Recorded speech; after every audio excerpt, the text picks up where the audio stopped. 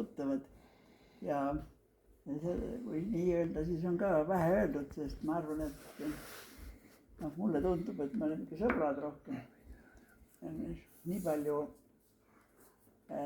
soola koos ära söönud, et on mida meenutada ja peaaegu pole midagi, mida peaks kindlasti unustama.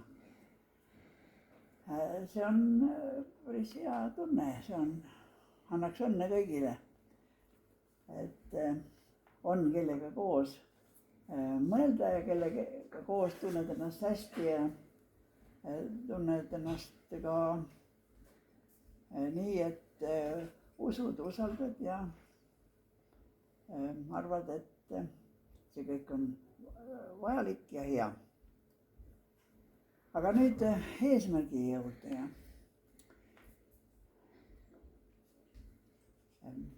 Ma arvan, et eesmärk on üks kõige keerukamaid küsimusi, mis meil üleüldse on. Erakordselt raske asi.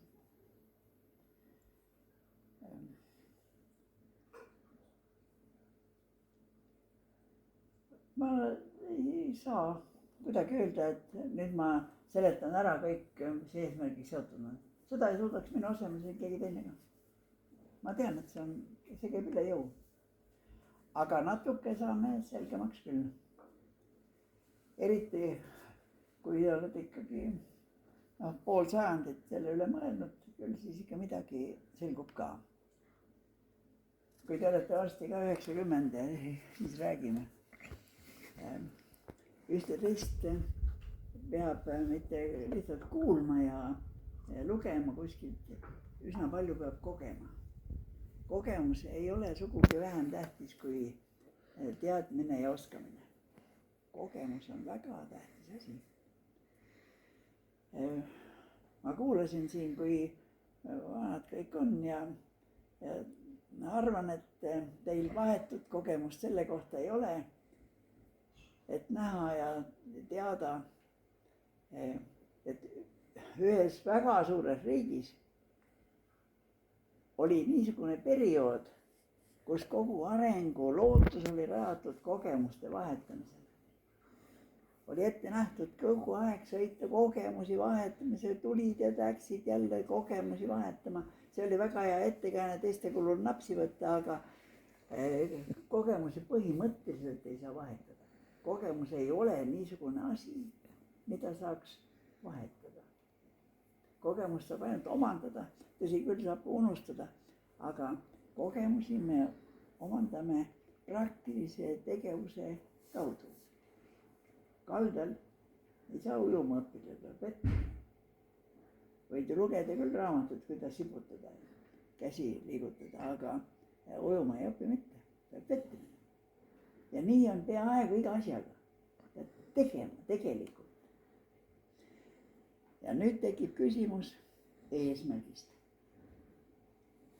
Enamik inimesi elab päevast päeva ilma eesmärgita.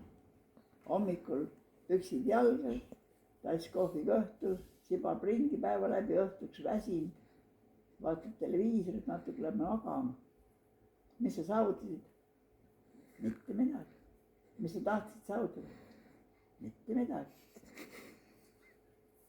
Tuligi välja see, mida mõeldud oli, või õigemini polnudki mõeldud. Inimesed lähevad eluga kaasa, päev läheb päeva järel, puud lehte, puud raagu, juba aasta läinud jälle. Nii see asi on. Nüüd ma tahaks paluda, et mõtleme, et eesmärgist veel tähtsam on siht. Otstarbekas suund. Me ei lähe igale poole, vaid peab läbi mõtlema oma suuna. Ei tegele kõigi asjade korraga. Väga paljud inimesed ei saavuta mitte midagi seetõttu, et tahavad tegeleda iga asjaga. Siis ei ole võimalik süveneda ja kokkuvõttes tuleb ainult sendid. Eurot ja ei tule. Sendid ainult. Sest nii palju süveneda ei saa ja kõike natuke ja kokkuvõttes pole seda. Suur osa poistest jääb väga viletsa haridusega seetõttu, et linnas on liiga palju tüdrukuid. Tahaks kõiki endale, aga no ei jõua ju. Siis tegeled iga ühega ja kokkuvõttes sealt ilma päris. Kui see väga vana nali oli, mingisugune poisid käisid ehal ja see on nüüd 200 sajandit tagasi nali, aga Peeter räägib, et no jah, olime küll, käisime ehal. Ma oleks peaaegu musi saanud, aga Juhan ei saanud mitte midagi.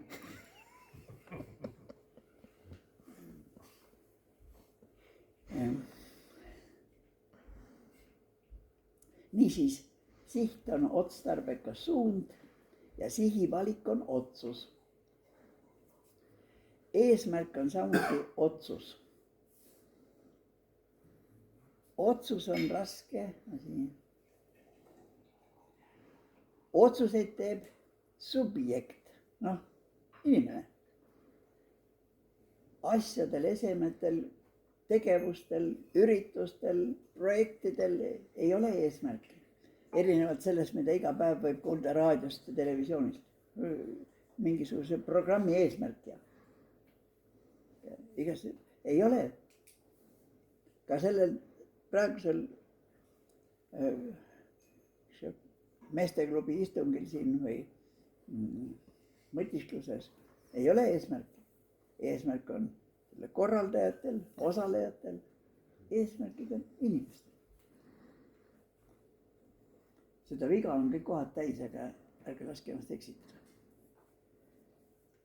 Niisiis olles sihil, seame eesmärgid, sihil on vaja olla kogu aeg, eesmärgid tuleb saavutada mingiks ajaks. Eesmärgiga seoses tuleb sisse tuua aeg. Ja eesmärgiks ei ole tegevus, eesmärgiks on saavutada. Jõuda kohale.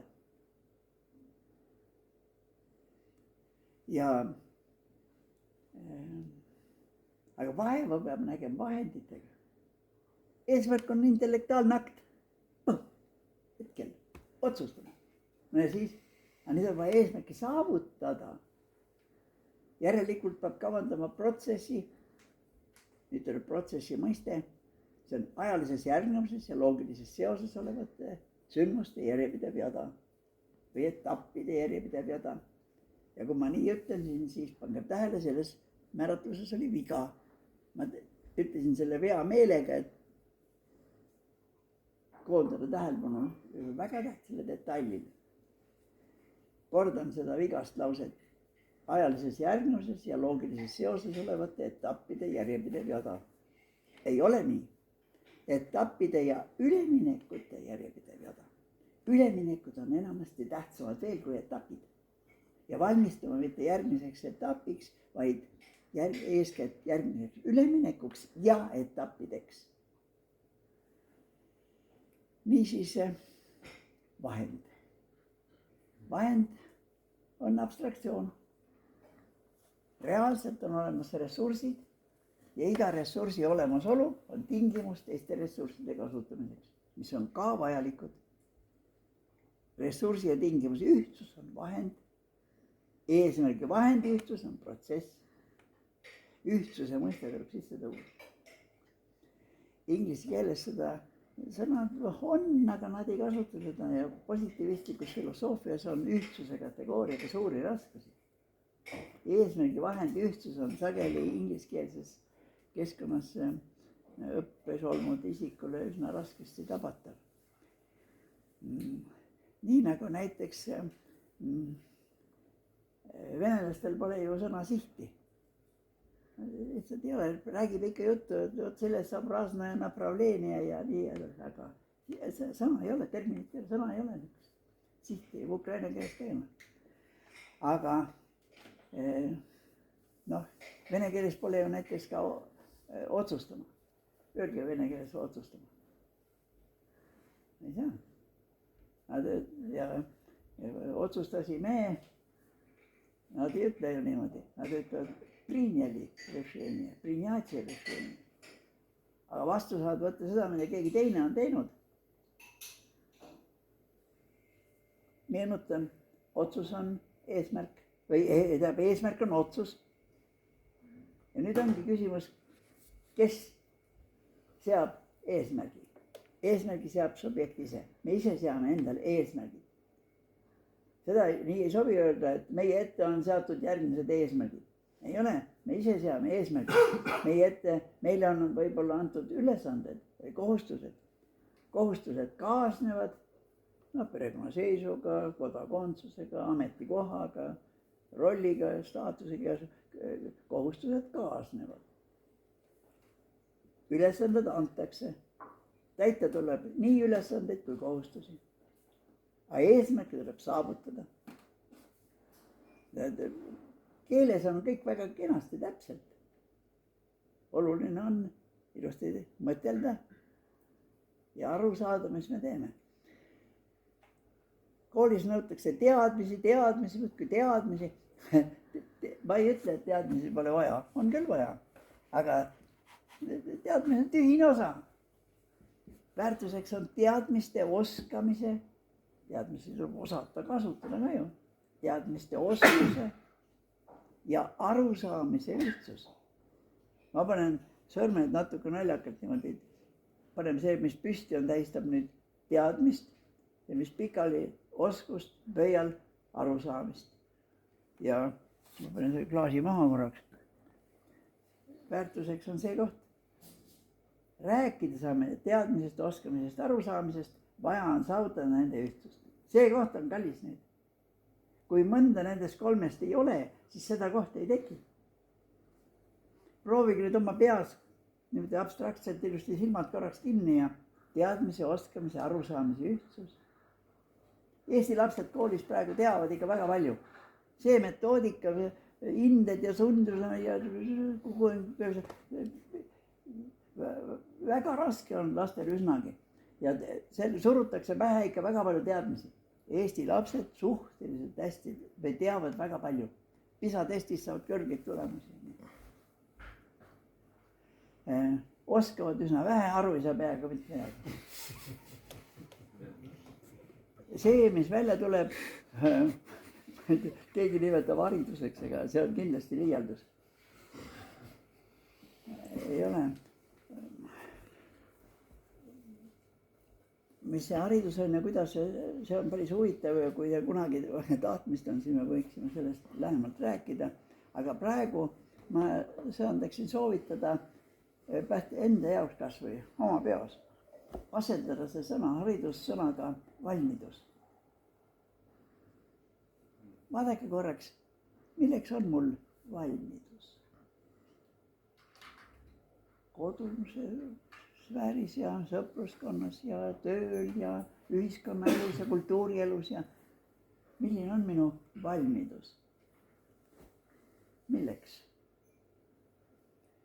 Ma olen mõnikord nalja teinud, et näiteks enda arvates, et koristajaks keegi kandideerib. Peaksime selgitama, milline on tema valmidus selleks tööks. Ta peab teadma kõigepealt, milline on korras ruum. Siis ta peab tundma kõiki puhastusvahendeid, elektrilisi ja keemilisi ja igas asju. Kolmandaks ta peab igast ohutuseeskirju teadma. Maja maha ei põleta ja ma ei tea, mis ohtu ei sea ennast ja teisi. Edasi ta peab olema isiksusena küllalt korrektne, täpne ja holas ja tähelepanelik. Valmidus. Aga milline peaks olema näiteks selle inimese valmidus, kes söandab minna asutuse juhatajaks või ettevõtjaks või ma ei tea, Riigikogu liikmeks. Ei ole ju niimoodi, et lased ennast panna mingisse nimekirja ja siis selgub, et keegi sai nii palju hääli, et vedas sind ka kaasa ja oled siis Riigikogus ja nüüd vajutad seal igast noppe ja üldse ei saa mitte mõhku ka aru, mis sellega kaasneb. See on ikka täiesti kõlvatu tegu ju. Amoraalne käitumine. Ja vaadake korraks, milline osa sealt natukene saab aru, mis toimub üldse. Ja siis imestavad, et kehvastame. Niisiis eesmärk. Eesmärk on kujutlus tulevikust, mille saavutamiseks subjekt peab rakendama tahte. tahtelise tegevuse kaudu saavutame eesmärki. Iseenesest eesmärki ei saavutata. Eesmärgiks on vaja kavandada keskkond, kavandada etapid ja üleminekud. Leida või luua ressursid ja iga ressursi olemasolu on tingimus selle eesmärgi saavutamiseks vaja teiste ressursside kasutamiseks. Kordame, iga ressurss on ühtlasi tingimus antud protsessis teiste oluliste ressursside kasutamiseks.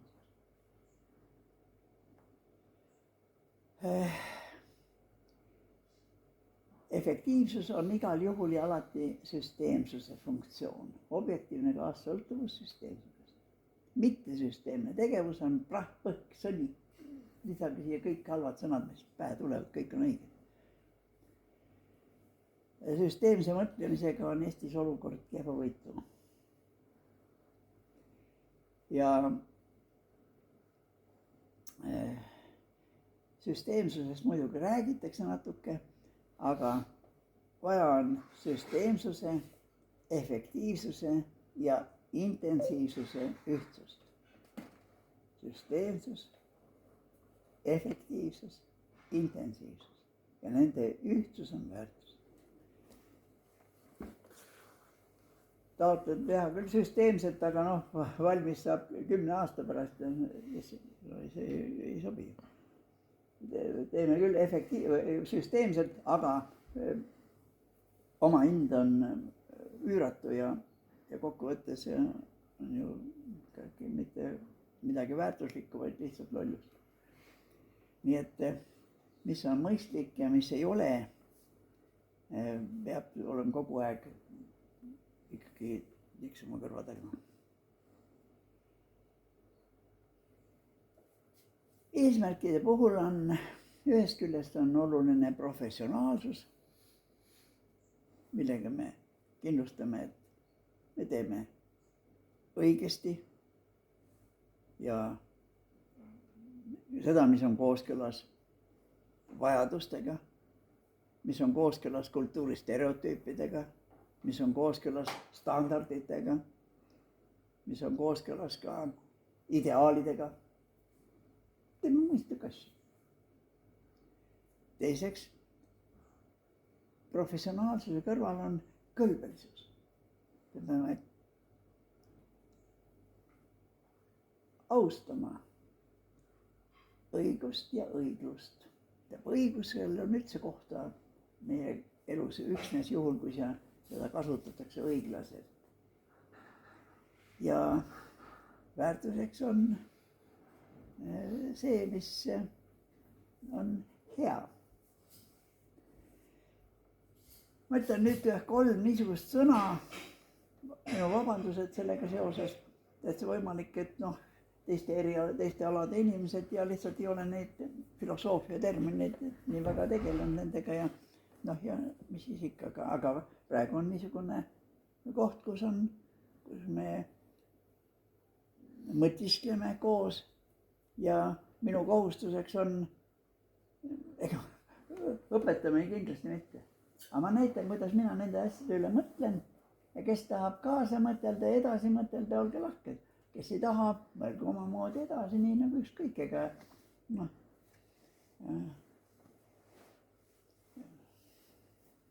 midagi juhtu. Aga need 3 sõna, mis minu arvates oleks vaja guugeldada ka ja vaadata ja süveneda natuke veel ja on siis kõigepealt ontoloogia. Ontoloogia, filosoofia aru, mille sisuks on lühidalt öeldes vastus küsimusele, mis see on. Kui me räägime eesmärgist, siis mis see on? Ja ma andsin määratluse ka, mis minu arvates on nii, et see on kujutlus tulevikust, mille saavutamiseks subjekt rakendab tahtelise tegevusega saavutada. See ongi eesmärk, mille poole me pürgime ja peame ületama raskusi ja just asju. Niisiis, siht on otstarbekas suund, millel olla, seades eesmärke, saavutades neid. Nüüd ma praegu kordasin. Niisiis, mis see on? Ontoloogia. igal juhul ükskõik, millega me tegeleme, ikka jälle esitame iseendale küsimuse, mis see on, kas ma saan ikka üldse aru, millest jutt käib. Väga palju inimesi noogutavad küll ja teevad nägusid, et saab aru, või tegelikult ei tea, mis need sõnad tähendavad, mida kasutatakse. Kokkuvõttes tegelikult aru ei saa. Jutt läheb mööda ja meelde jääb, et oli päris huvitav, aga mitte eriti. Teine sõna, mis nüüd tuleb, on gnoseoloogia. Lühidalt öeldes on selle gnoseoloogia, jällegi filosoof aru, eks ole, selle sisuks on see, miks on nii. Miks on nii? Tuleb avastada põhjused. Ma ütlen peenemalt ka, kausaalsete ja funktsionaalsete seoste süsteem. Miks on nii? Teame küll, et on kehvasti. Aga seda, mis on kehvasti, ei saa ühiskonnas muuta. Nüüd keegi vaatab, et ütleks natuke vetsa omadega. Ei läinud. Seda ühiskonnas ei saa muuta. Kui see klaas on vale koha peal, ma tõstan ta ringi. Materiaalses maailmas saab muuta igas asju.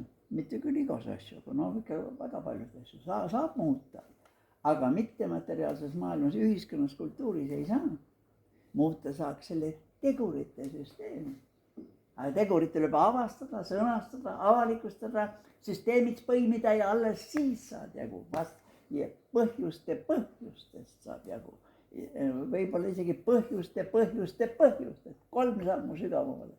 Kui ei suuda neid leida seda otsa kätte, siis sooja saab küll, aga tulemust ei saa.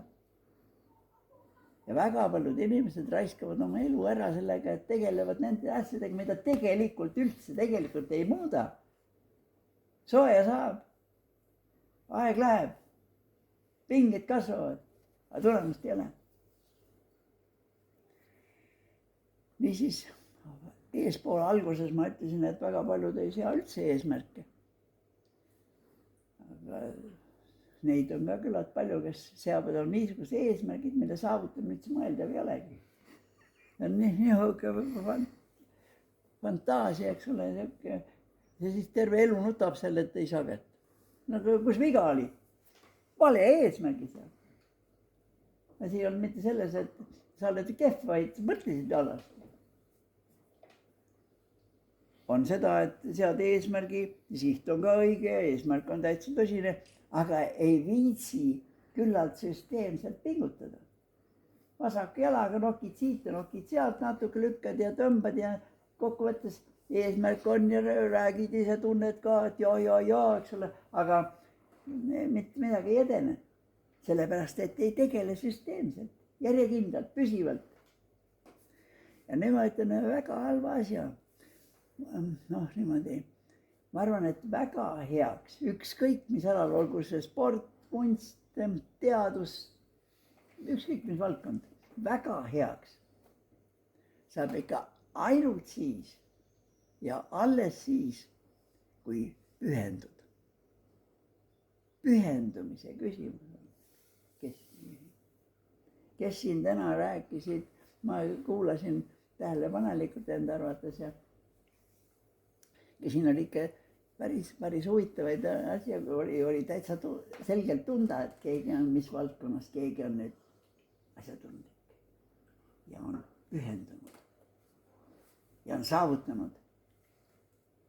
Ja muidugi võib ju tulla niimoodi selline asi ka, et pingutasid 10 aastat, 15 aastat, saavutasid ja nüüd tekib tunne, et ja nüüd ma teen kannapöörde. See on uued eesmärgid, uued sihid. Ja pange tähele, et nüüd on üks lõks. Üsna palju juhtub seda, et vahend muutub eesmärgiks. Inimesel tekib mingisugune pööre peas. Sätib vahendi omale eesmärgiks. Ajab eesmärgi vahendi segi. Ja siis on õnnetu. see on ainult aja küsimus, kui need õnnetusi. nüüd ma arvan, et ma pean ikka ütlema, noh, meesteklubi peab midagi ikkagi siis armastusest ka rääkima, ehkki keegi võib arvata, et ju sa ikka mäletad midagi veel. Ma arvan, et jah, Madis ükskord, see on, ma ei tea, 10 aastat tagasi korraldas meie juures seal Kohila taga mingisuguse noortega mingi koosolek. Siis sa küsisid mu käest, et järsku täiesti ootamatult, meil oli üks teine teema üldse. Et no kuule, aga ütle, mis see armastus on. Ma pidin siis hetkel improviseerima, üldse mõelnud selle. Aga ma arvan, vastan täna samamoodi nagu tookord, mäletan väga hästi. Tingimusteta seos, punkt. Ja ma arvan, et see on ikkagi oluline ja õnnelik on ikka mitte see, keda armastatakse, vaid see, kes ise armastab. Ja mitte sel juhul, kui sa tahaksid olla temaga koos, vaid siis, kui ei saa enam olla nii, et ei ole koos. Siis on ma arvan küll. Tänan tähelepanu eest. Aitäh!